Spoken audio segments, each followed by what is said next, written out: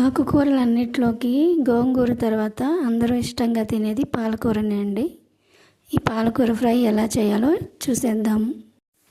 ఒక medium size పాలకూరని సన్నగా తరిగి పక్కన పెట్టుకోవాలి. బాండీలో తాలింపు వేసుకొని ఒక పెద్ద సైజు ఉల్లిపాయ ముక్కలు, 2 పచ్చిమిర్చి, నానబెట్టిన 2 చెంచాలు పెసరపప్పు వేసి 3 వంతులు వేగనివ్వాలి.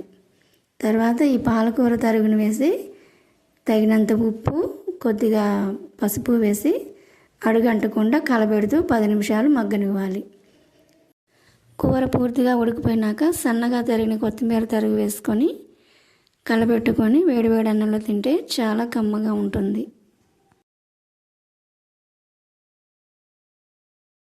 చిన్నపిల్లలు ఎవరైనా ఆకుకూరలు తినమని మారం చేస్తే కనుక వాళ్ళకి ఏదైనా మిక్చరో, వడియాలో, అప్పడాలు వేసి పెడితే కూరని అస్సలు వదలకుండా మొత్తం తినేస్తారు.